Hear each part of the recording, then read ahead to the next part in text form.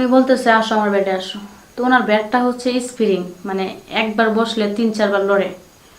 যখন ওনার বেডে গেছি, যাওয়ার পর উনি এমনভাবে মানে 2 কাঁধে দইরা, চুল দইরার পিছন পিড়া সে উনি মানে ঢুকানোর পর এমনভাবে মানে একবারও বের করে নাই যে বের করে ঢুকাবে, ভিতরে থাইকাই মুসরায় মুসরায় মানে এই পাশে একবার ওই পাশে একবার মানে ওর জিনিসটা দিয়ে গুতাইতে থাকে। স্বামীর লোনের টাকা পরিশোধ করতে অন্যের খাটে গেল স্ত্রী। পুরো গল্পটা সবাই শুনে যান। আশা করি সবাই ভালো আছেন, আমিও ভালো আছি আপনাদের দোয়ায়। তবে আপনাদের সামনে আমি অনেক দূর থেকে চলে আসছি, আমার জীবনে অনেক কিছু ঘটে গেছে তাই শেয়ার করতে আসলাম। আশা করি সবাই শুরু থেকে শেষ পর্যন্ত শুনবেন। গল্পটা হচ্ছে, আমাকে বিয়ে দেয়, গরিব ফ্যামিলিতে বিয়ে দেয়, কিন্তু ছেলে দেখতে শুনতে সব দিক দিয়েই ভালো। বিয়ে দেওয়ার পর আমি স্বামীর বাড়িতে আসি। আসার পর মানে সবাই মানে গৃহস্থীর কাজ করে, আমার শ্বশুরও গৃহস্থীর কাজ করে, আমার যে দেবর আছে সেও গৃহস্থীর কাজ করে। কিন্তু দেবর যে বিয়ে করছে, সে বিয়ে করে সে আলাদা থাকতেছে, সে খুব সুখে আছে, তার খাবার দাবার কিছুর অভাব নেই। তো আমার যে হাজবেন্ড, সে ভ্যান চালাইতো, ভ্যানে মানে মালপত্র কেউ রুম চেঞ্জ করলে সেই জিনিসগুলো বদলাইতো বা বাড়ি বাড়ি জিনিসগুলো দিয়ে আসতো, ওরকম আর কি। যদি একবার এক জায়গায় যায় 300 টাকা 400 টাকা এরকম পায়। তো রোজ আনা রোজ খাওয়া।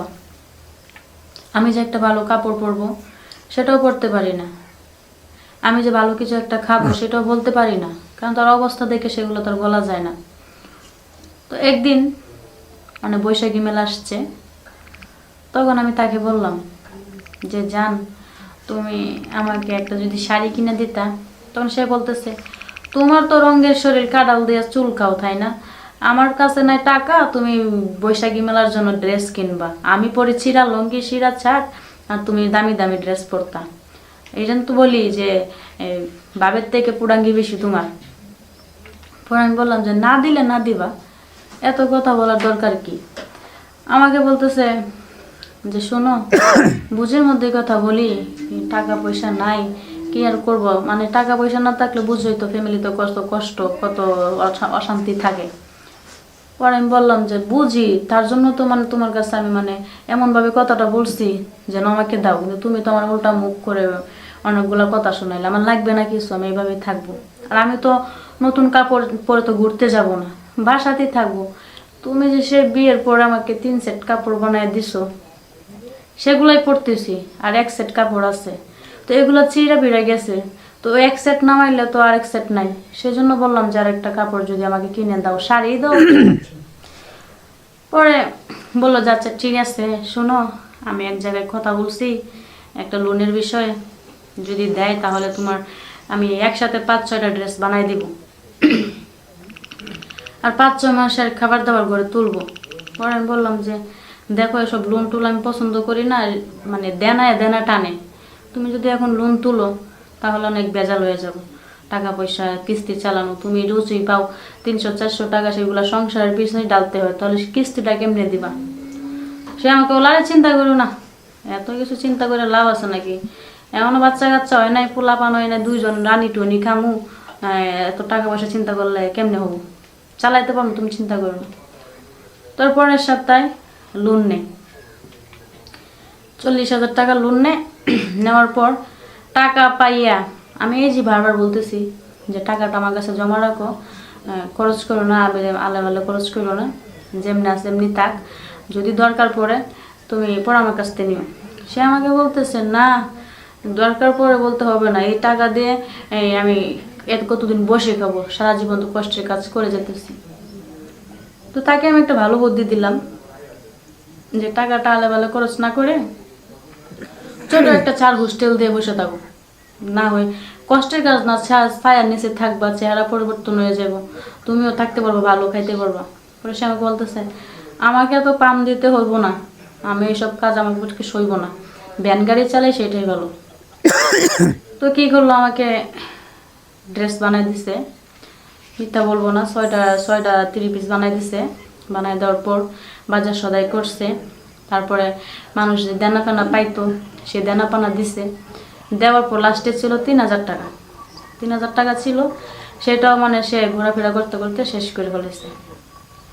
তো পরের সপ্তাহে যে কিস্তি আছে, সে কিস্তির টাকাটা সে জোগাড় করছে, জোগাড় করার পর কিস্তি দিছে। তো এরপরের সপ্তাহে কিস্তি, তো এক সপ্তাহ ধরে কাজ নাই।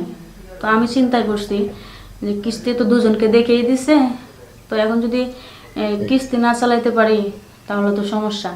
তাহলে আমি অনেকবার বলতেছি যে তোমাকে আগেই বলছিলাম টাকাটা আমার কাছে জমা রাখবো, জমা রাখলে কি হইতো, আমি কি টাকাটা বাপের বাড়ি পাঠাই দিতাম, নাকি আমি খেয়ে ফেলতাম, না কারো দিয়ে দিতাম। তোমার টাকা মানে আমার টাকা, আমার কাছে একবার দিয়েই দেখতে। এখন যে কিস্তি চলে আসছে, দিবা করতে। পরে বলছে চিন্তা করো না। চিন্তা করবো মানে কালকের দিন পরে কিস্তি, তোমার কিস্তি দিতে হবে কত টাকা, তুমি কাজ করবা যায় 300 টাকা ধার করবা। সে বললো যে প্রয়োজনে তাই করবো। এরপরের দিন যায় কার কাছ থেকে টাকা নিয়ে আসছে, নিয়ে আসা কিস্তি চালাইছে। এই সপ্তাহে গেল ভালো। এরপরের সপ্তাহ কাজ নেই, 2 দিন কাজ করছে, 2 দিন কাজে টাকা সে হাইটা চাইরা বাজারে ঘুরে টুরে খরচ করছে। 6 মাসের বাজার সদাই করছে, বাজার তো করা লাগতেছে না।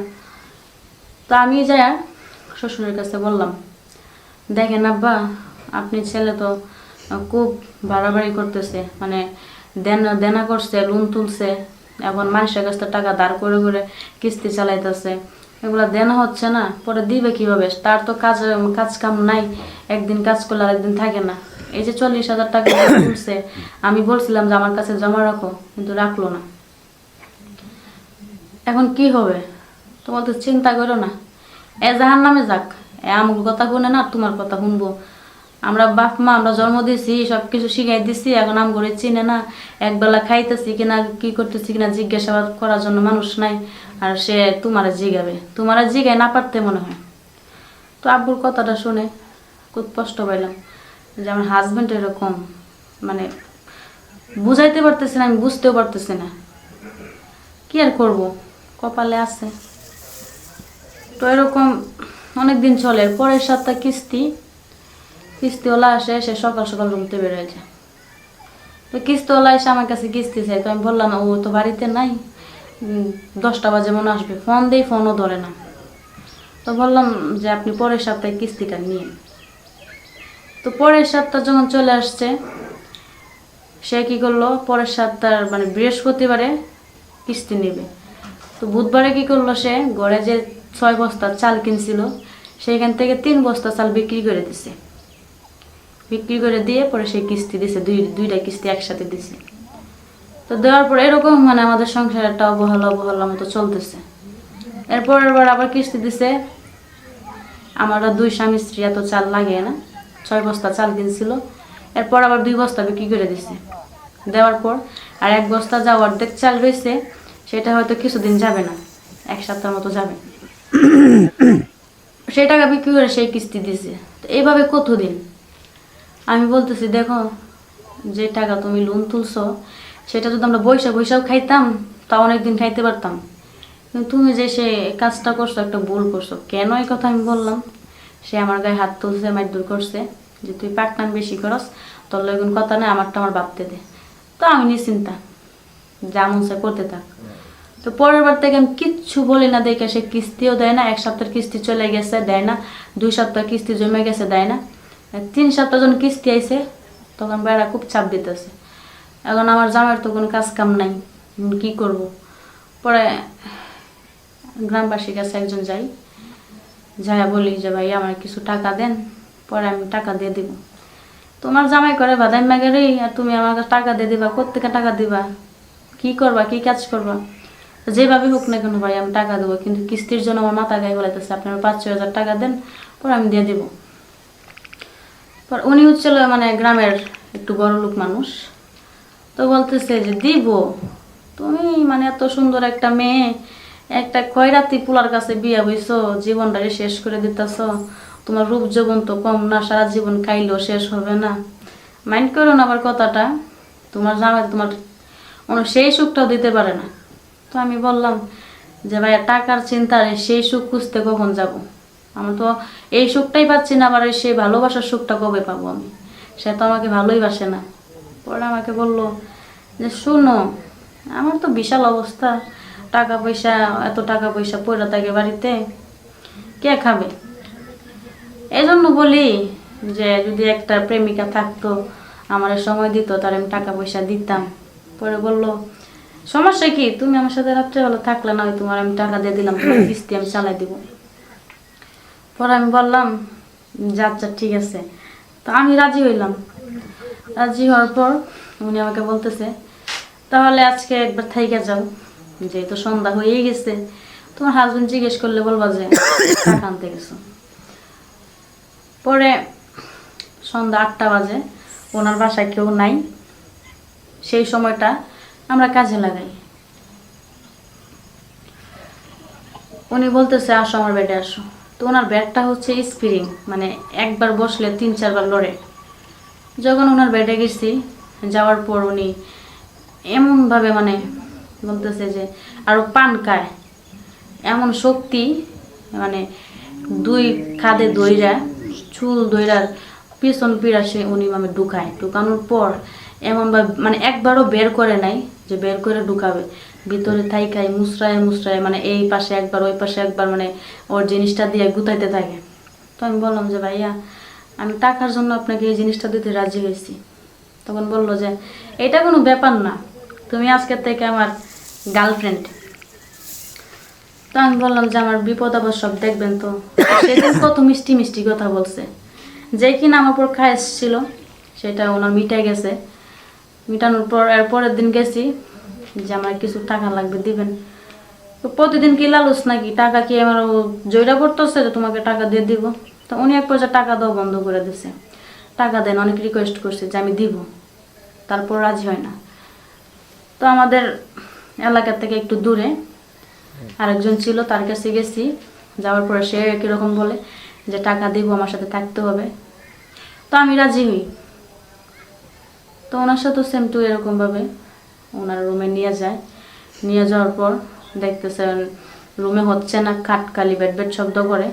ওখানে একবার করছে, করার পর বাইরে নিয়েছে। গ্রাম শহরে যে কুয়া থাকে না, পানি তুলে, সেই কুয়ার পাশে সেখানে গোসল করে, সেখানে সিমেন্ট দিয়ে মানে সুন্দর করে প্লাস্টার করা বা ঢালাই করা আছে, সেখানে নিয়ে যায়। নিয়ে যাওয়ার পর আমার কিন্তু অসর্বোত্তম ফিলিংস নাই, আমার মানে দরকার টাকা। তখন উনি আমাকে 5,000 দিল। এই নিয়ে 3 জনের দেনা সারাইলাম। সারানোর পর এরকম করতে করতে সবার সাথে এরকম মানে গ্রামের সবাই জানা যেতেছে আমি এসব করতেছি। তো আরেকদিন যখন আরেকটা লোকের সাথে করতে যাই, আমার হাজব্যান্ড আমার পিছনে যে আমার বউ কই যায়।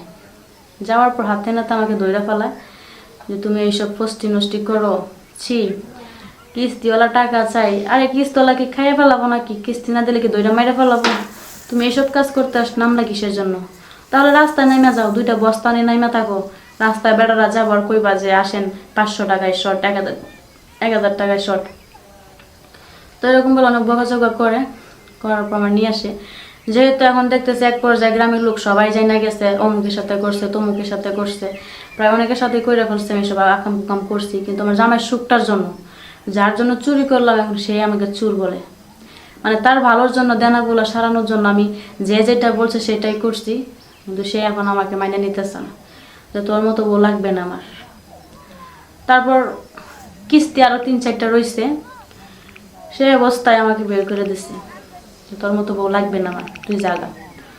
তো মনের কষ্টে আমি চলে আসছি যে কার জন্য কি করলাম, এতদিন আমি কার জন্য কি করছি, যে কিনা এখন আমার অস্বীকার করতেছে, আমাকে মেনে নিচ্ছে না। সে এটাও করতে পারতো যে আমার বউ তো আমার ভালোর জন্য করছে, তো যেটা করছে করছে, যেহেতু গ্রামবাসীরা সবাই জন্য হয়ে গেছে, তাকে নিয়ে আমি ঢাকা চলে যাই, তাকে নিয়ে ঢাকায় আমি সংসার করি। এখানেও ব্যান চালাইতে হবে, ওখানেও ব্যান চালাইতে হবে, তো একই তো। সেটা একবারও ভাবিনি, আমাকে ডিভোর্স দিয়ে দিছে। এখন আমি কি করব, বাড়িতেও যাই নাই, আমার ফ্যামিলিও খুব গরিব। আমি চলে আসছি ঢাকা। ঢাকা আইসা একটা বাসা বাড়ির কাজ নেই, বাসা বাড়িতে কাজ করতেছি, থাকতেছি, খাইতেছি। তবে খুব ভালো, বাসা বাড়িতে কাজ করতেছি, উনি খুব ভালো আদর করে, কোনো দিক দিয়ে অভাব দেয় না। আমার স্বামীর ঘরে যেরকম খাবার দাবার, যেরকম ড্রেস আপ, তার থেকে আমি বেশি কিছু পাই। তবে বাসা বাড়ির কাজ কতদিন করব, চিন্তা ভাবনা করছি বিয়ে করব। আর সে আপুটাও আমাকে বলছে যে তোমার একটা ভালো ছেলে পেলে বিয়ে দিয়ে দেবো। তবে আপনারা দোয়া করবেন যেন আমার বিয়েটা হয়ে যায়, ভালো একটা ছেলের কাছে বিয়ে করি। তেমন ভালো আবার দরকার নাই, দুধে দেওয়া তুলসী পাতা চাই না, আমার মতোই চাই। তো আমার জন্য সবাই দোয়া করবেন, আর আমার মতো ভুলটা কেউ করবেন না। আপনারা তো শুনলেনই আমি কার জন্য কী করতে গিয়ে আমি মানে নিজের ভবিষ্যৎটা নষ্ট করে ফেলাইছি। তো আপনারা সবাই ভালো থাকবেন, সুস্থ থাকবেন। আল্লাহ হাফেজ।